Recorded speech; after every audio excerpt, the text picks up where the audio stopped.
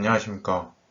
모빌리티 서비스에서 에이다스의 활용성에 대한 연구에 대해 발표하도록 하겠습니다. 저는 발표자 이동엽입니다. 본 연구에 대한 발표 진행 순서입니다. 먼저 개발 배경과 필요성 및 이점에 대해 말씀드리도록 하겠습니다. 그 다음 본 연구의 시스템을 개발하는 데 사용한 핵심 기능들에 대해서 설명드리겠습니다. 핵심 기능은 크게 4가지로 Object Detection, Distance Measurement, Real Light Detection, Rain Detection이 있습니다. 그리고 실제 코드들이 구동하는 모습과 결과물에 대해서도 보여드리겠습니다. 마지막으로는 모빌리티 서비스에 실제로 적용하기 위해 구성한 하드웨어의 모습과 가상환경 테스트 결과를 설명드리겠습니다. 서론 부분입니다. 앞서 말씀드린 바와 같이 본 연구의 개발 배경과 필요성 및 이점에 대해 말씀드리도록 하겠습니다. 본 연구를 개발하게 된 배경에 대해 설명드리도록 하겠습니다. 에이다스는 자율주행 자동차에서 중요한 연구 분야 중 하나입니다. 에이다스는 특정한 기능이 아니라 운전자가 안전하고 편리하게 주행할 수 있도록 도와주는 모든 기능을 말합니다. 에이다스의 기능 중에서 특히 전방 추돌 방지 보조 시스템, 차로 이탈 방지 시스템, 차로 유지 보조 시스템을 개발하고 이를 본 연구에서 활용할 예정입니다. 이어서 본 연구의 필요성과 이점에 대해서 계속해서 설명드리겠습니다. 퍼스널 모빌리티 분야에서 안전 문제가 대두됨에 따라 차량에만 적용되던 에이다스를 활용해 안정성을 확보하고자 합니다. 앞서 개발하고자 했던 시스템에 추가로 후측방 모니터를 개발하여 모빌리티 기기 주행자가 보이지 않는 사각지대까지 확인할 수 있도록 화면에 표시하려고 합니다. 또한 기존의 에이다스 시스템에 추가로 후미등 검출 시스템을 적용하여 모빌리티 기기 사용자가 보다 직관적으로 전방 차량에 대한 상태를 확인할 수 있도록 구성할 예정입니다. 본 연구에서 활용된 시스템을 개발하는 데 사용된 핵심 기능들에 대해서 설명드리도록 하겠습니다. 본 연구에서 개발한 전체 시스템의 소프트웨어 구성도 모습입니다. 그림에서 보시는 바와 같이 크게 4가지 기능이 활용됩니다. Object Detection, Distance Measurement, Real Light Detection, Rain Detection입니다. 각각의 기능들에 대한 자세한 내용은 이어서 말씀드릴 뒤에 슬라이드에서 계속해서 설명드리도록 하겠습니다. 먼저 Object Detection 기능을 구현하기 위해 활용한 내용을 설명드리겠습니다. 근래 RCNN과 같은 디텍션 시스템들은 복잡한 처리 과정으로 인해 휴먼 비주얼 시스템 모방하기에는 느린 속도, 최적화의 어려움과 같은 부족한 부분들을 보입니다. You only look once라는 욜로는 이미지 내의 바운딩 박스와 클래스 프로바빌리티를 싱글 리그레이션 프로블럼으로 간주하여 이미지를 한번 보는 것으로 오브젝트의 종류와 위치를 추측합니다. 싱글 컨볼루션 네트워크를 통해 멀티플 바운딩 박스에 대한 클래스 프로바빌리티를 계산하는 방식입니다. 우측의 2번 그림은 욜로의 작동 방식입니다. 욜로는 인풋 이미지를 S/S 그리드로 나눕니다. 각각의 그리드 셀은 B개의 바운딩 박스와 각 바운딩 박스에 대한 컴피턴스 스코어를 갖습니다. 만약 셀에 대한 오브젝트가 존재하지 않는다면 컴피턴스 스코어는 0이 됩니다. 각각의 그리드 셀은 C개의 컨디셔널 클래스 프로바빌리티를 갖습니다. 각각의 바운딩 박스는 X, Y, W, H 컴피턴스로 구성됩니다. X와 Y는 바운딩 박스의 중심점을 의미하며 그리드 셀의 범위에 대한 상대값이 입력됩니다. W와 H는 전체 이미지의 폭과 높이에 대한 상대값이 입력됩니다. 테스트 타임에는 컨디셔널 클래스 프로바빌리티와 바운딩 박스의 컴피턴스 스코어를 곱하여 클래스 스페시픽 컴피턴스 스코어를 얻습니다. 좌측 아래의 3번 그림은 욜로의 네트워크 아키텍처에 대한 설명입니다. 욜로는 구글 랩 for Image Classification 모델을 기반으로 한다는 점을 보여주고 있습니다. 이어서 딥솔트에서 사용되는 기술들을 먼저 설명하겠습니다. 먼저 칼만 필터는 이전 프레임에 등장한 개체를 이용하여 다음 프레임의 개체의 위치를 예측하고 측정합니다. 칼만 필터는 디텍션 중 발생하는 노이즈를 처리하는 데 도움을 준다는 점과 영상에서 트래킹의 선형성을 나타내기 때문에 영상 트래킹에서 적합합니다. 두 번째는 헝가리안 알고리즘입니다. 칼만 필터에서 이전 프레임에서 발견된 개체와 다음 프레임에서 발견된 개체가 동일하다는 것을 판별하기 위해 사용합니다. 헝가리안 알고리즘은 최적의 매칭을 찾는 알고리즘으로 할당 문제의 해결 방법 중에 하나입니다. 마지막으로 마하라노비스 디스턴스입니다. 마하라노비스 디스턴스는 평균과의 거리가 표준 편차의 몇 배인지를 나타내는 값입니다. 이 값은 어떤 값이 얼마나 일어나기 힘든 값인지 또는 얼마나 이상한 값인지를 수치하는 방법입니다. 마하라노비스 디스턴스는 어떤 데이터가 가짜 데이터인지 아니면 진짜 데이터인지를 구분하는 용도로 주로 사용됩니다.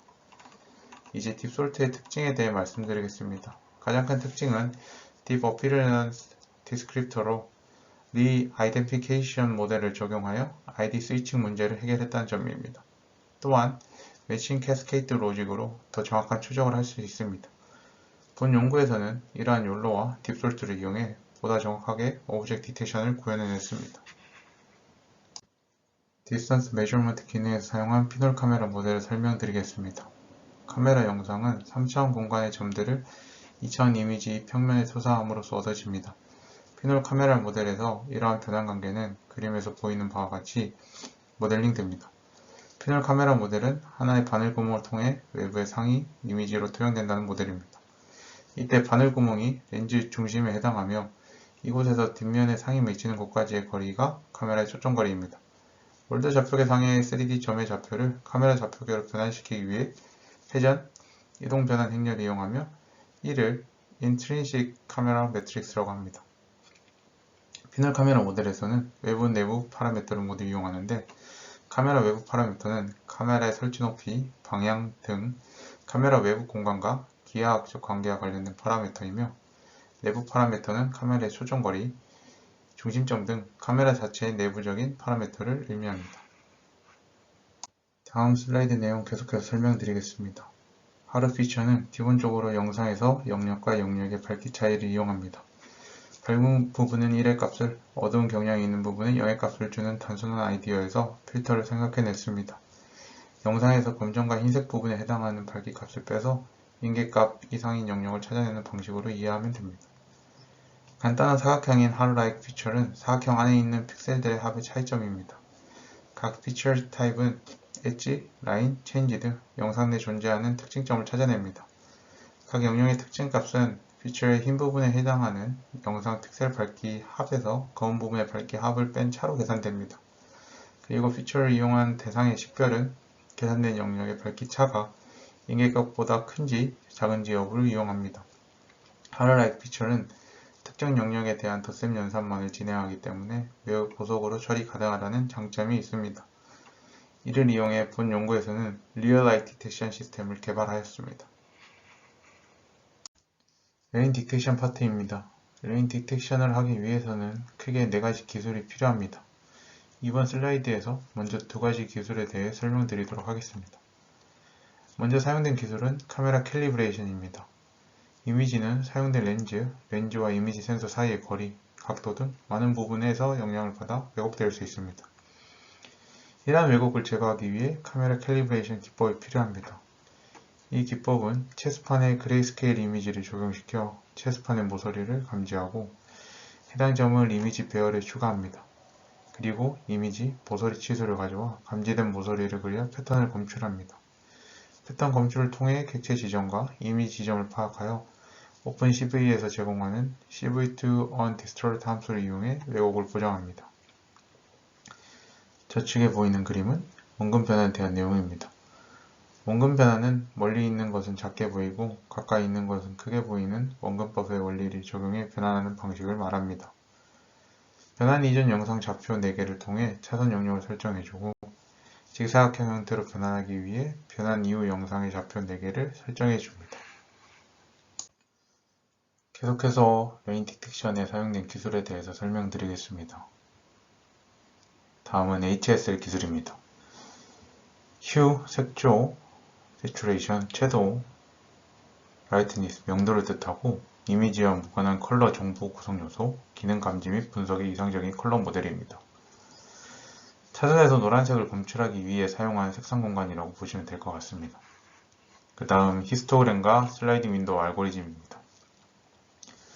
히스토그램은 이미지를 통해 X축 값을 축적하여 그래프 형식으로 나타낸 것입니다.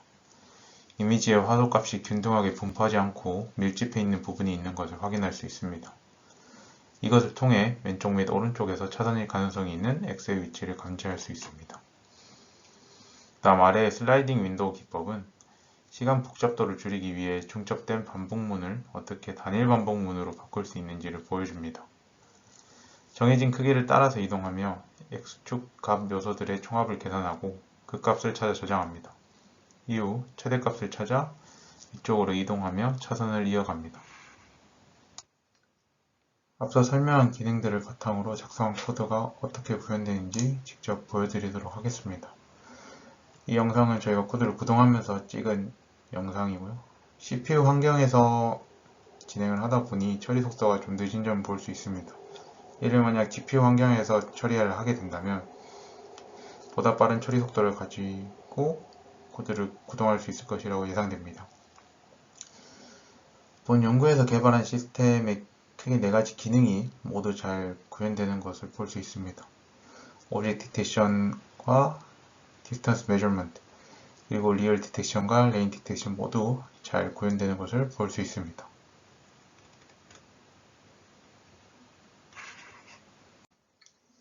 현재 슬라이드에서 보이는 두 이미지는 모두 코드 구현 과정에서 각각의 목표를 잘 추정하는 모습입니다. 리얼라이트 디텍션 같은 경우 좌측의 이미지와 같이 하루 유사 특징을 이용해 계속해서 전방 차량의 후미등 영역을 검출해냅니다. 슬라이딩 윈도우 알고리즘을 사용하는 레인 디텍션의 경우도 우측의 이미지와 같이 차선을 계속해서 추적하며 검출해 나갑니다. 앞서 설명한 4가지 기능들을 바탕으로 개발한 시스템은 이어서 계속해서 보여드릴 영상과 같이 다양한 환경에서도 강인한 성능을 지닙니다. 이제 경고 문구도 잘 뜨는 것을 볼 수 있고 저희가 구현했던 모든 기능들이 잘 나타나는 것을 볼 수 있습니다.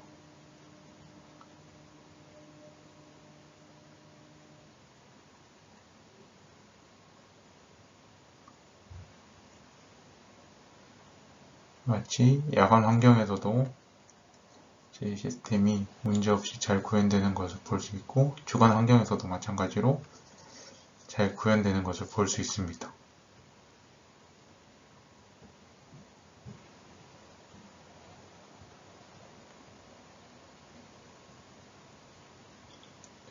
직선이 아니라 이런 커브 도로에서도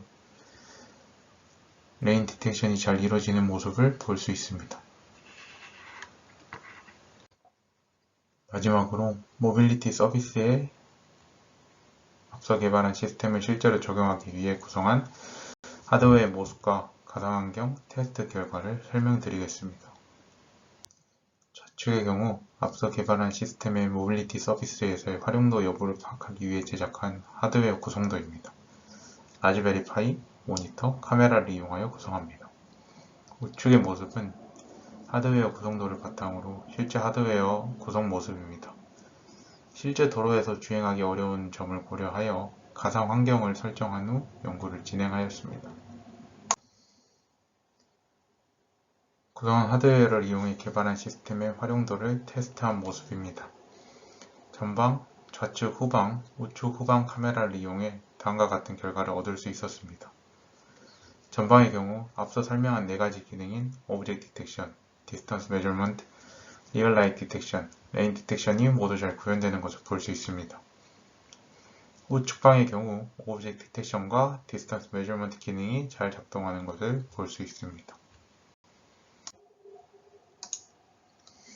이전 슬라이드에서 이미지로 본 테스트 결과를 영상으로 보여드리겠습니다. 모빌리티 환경에서도 앞서 개발한 시스템이 다음과 같이 잘 구현되고 강인한 성능을 보여주는 것을 볼 수 있습니다. 이상으로 모빌리티 서비스에서 ADAS의 활용성에 대한 연구에 대한 발표를 모두 마치도록 하겠습니다. 감사합니다.